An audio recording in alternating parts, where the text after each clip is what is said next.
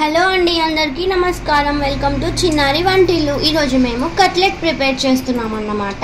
So దానికోసమని కొన్ని బఠానీ ఇలా తీసుకొని నానబెట్టేసుకున్నాము. అలాగే కొన్ని ఆలు తీసుకున్నాము. ఇవి రెండు ఇప్పుడు మేము మంచిగా కుక్కర్ విజిల్ పెట్టేస్తాము. మంచిగా మెత్తగా కుక్ అయ్యేంత వరకు మీకు చూపిస్తాము. ఎలా ఉంటుందో కుక్ అయ్యాక చూపిస్తాము.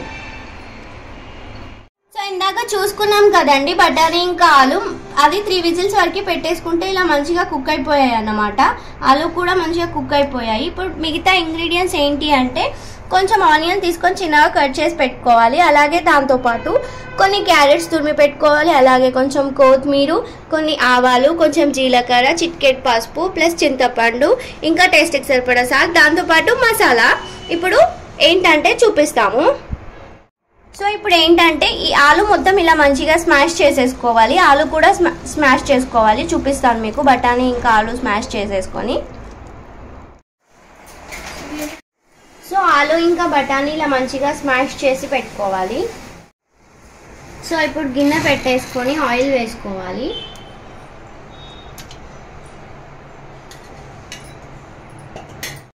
ఆయిల్ వేడయ్యాక దాంట్లోకి ఆవాలు, ఇంకా జీలకర్ర, కొంచెం పసుపు వేసుకోవాలి. కొంచెం వేడయ్యాక మనం ఇందాక తురిమి పెట్టుకున్న క్యారెట్ వేసుకోవాలి.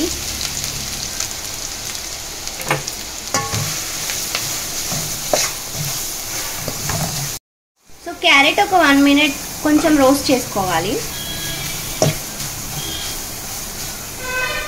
ఒక 2 మినిట్స్ క్యారెట్ మంచిగా రోస్ట్ అయ్యాక ఆనియన్ కూడా వేసుకోవాలి.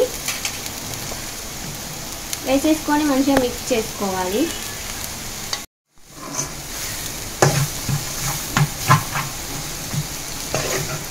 సో ఆనియన్ కూడా వేసేసుకొని అది కూడా ఒక 1 మినిట్ రోస్ట్ అయ్యాక మనం స్మాష్ చేసి పెట్టుకున్న బఠానీ ఉంది కదండి, బఠానీ వేసేసుకోవాలి.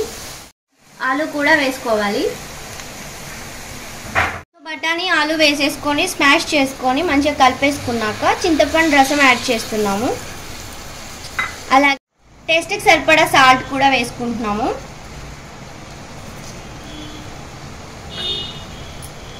దాంతోపాటు మసాలా యాడ్ చేసుకుంటున్నాము. అన్నీ యాడ్ చేసేసుకొని ఇలా మంచిగా మిక్స్ చేసేసుకోవాలి. సాల్ట్, మసాలా మొత్తం.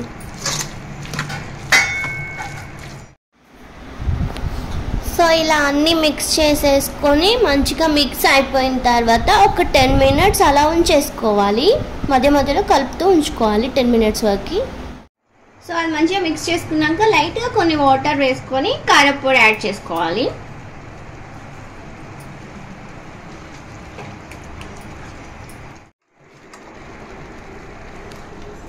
సో అంతే అండి, ఫైనల్గా కొత్తిమీర వేసేసుకుంటే సరిపోతుంది.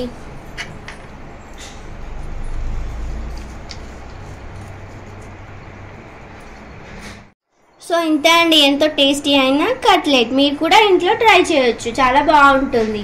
ఇలాగే తినొచ్చు, పానీపూరితో కూడా తినొచ్చు. మీకు కనుక ఈ వీడియో నచ్చితే లైక్ చేయండి, షేర్ చేయండి, కామెంట్ చేయండి. అలాగే నా ఛానల్ని సబ్స్క్రైబ్ కూడా చేసుకోండి.